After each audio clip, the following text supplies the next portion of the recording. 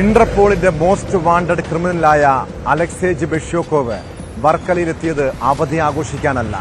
കഴിഞ്ഞ 5 വർഷമായി അയാളുടെ ഒളി സങ്കേതമായിരുന്നു നമ്മുടെ കൊച്ചു കേരളം. ലാത്വിയൻ പൗരനായ അലക്സേജിനെ കേന്ദ്രീകരിച്ചുള്ള അന്വേഷണത്തിൽ പോലീസിന് ലഭിച്ചത് ഞെട്ടിപ്പിക്കുന്ന വിവരങ്ങൾ. വർക്കലയിൽ 5 വർഷത്തേക്ക് ഒരു ഹോം സ്റ്റേ എടുത്തായിരുന്നു പ്രതിയുടെ കേരളത്തിലെ നീക്കങ്ങൾ. പ്രമുഖ കമ്പനികളുടെ വെബ്സൈറ്റുകൾ ഹാക്ക് ചെയ്ത് ഇയാൾ തട്ടിപ്പ് നടത്തിയിട്ടുണ്ട്. ലോകവ്യാപകമായി 1263 കോടി രൂപയുടെ തട്ടിപ്പ് നടത്തിയെന്നാണ് വിവരം.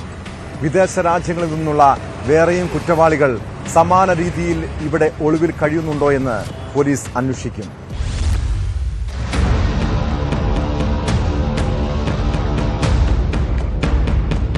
അലക്സേജ് ബെഷ്യോക്കോവ് ഇന്റർപോളിന്റെ പട്ടികയിലെ മോസ്റ്റ് വാണ്ടഡ് ക്രിമിനൽ, അമേരിക്ക അന്വേഷിച്ചുകൊണ്ടിരുന്ന സാമ്പത്തിക കുറ്റവാളി. കഴിഞ്ഞ ദിവസം വർക്കലയിൽ നിന്ന് അലക്സേജ് പിടിയിലായപ്പോൾ ഞെട്ടിയവരിൽ രാജ്യത്തെ അന്വേഷണ ഏജൻസികളെല്ലാം ഉണ്ട്. എല്ലാവരെയും കബളിപ്പിച്ച് കഴിഞ്ഞ 5 വർഷമാണ് അലക്സേജ് വർക്കല കേന്ദ്രീകരിച്ച് കഴിഞ്ഞിരുന്നത്. വർക്കലയിൽ 5 വർഷത്തേക്ക് ഒരു ഹോം സ്റ്റേ വാടകയ്ക്കെടുത്തായിരുന്നു പ്രതിയുടെ കേരളത്തിലെ നീക്കങ്ങൾ. വർക്കല സ്വദേശി സിനി, റഷ്യക്കാരനായ റോമൻ എന്നിവരുടെ പങ്കാളിത്തത്തിലായിരുന്നു ഇത്. വിസ കാലാവധി തീരുമെന്നതിനാൽ 6 മാസം കൂടുമ്പോൾ ഏതെങ്കിലും രാജ്യത്ത് പോയ ശേഷം വീണ്ടും മടങ്ങിയെത്തും. വിദേശികൾ രാജ്യത്ത് കഴിയേണ്ടപ്പോൾ പാലിക്കേണ്ട പല വ്യവസ്ഥകളും തന്ത്രപൂർവ്വം മറികടക്കുകയായിരുന്നു. CBI നടത്തിയ വിവരത്തിന്റെ അടിസ്ഥാനത്തിൽ പോലീസ് നടത്തിയ നീക്കത്തിലാണ് അലക്സേജ് വലയിലായത്.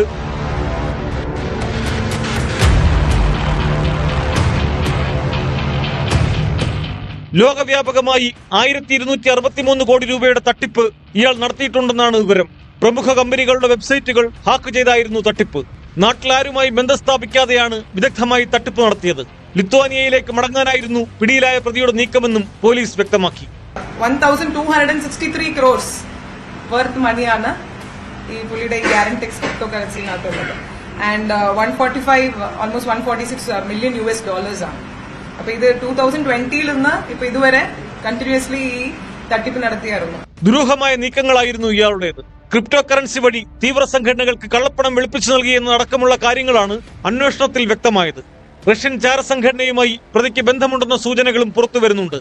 ഇന്റർപോൾ ലുക്കൌട്ട് നോട്ടീസ് പുറത്തിറക്കിയതിനെ തുടർന്ന് പല രാജ്യങ്ങളിലായി ഒളിവിൽ തുടരുകയായിരുന്നു. ലഹരിമരുന്ന് കടത്തു സംഘങ്ങളുമായി ഡാർക്ക് നെറ്റിൽ ഇയാൾ ബന്ധം സ്ഥാപിച്ചിരുന്നു.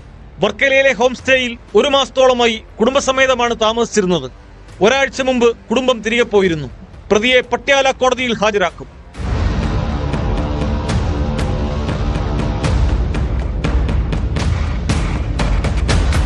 ന്യൂസ് 18 വർക്കല.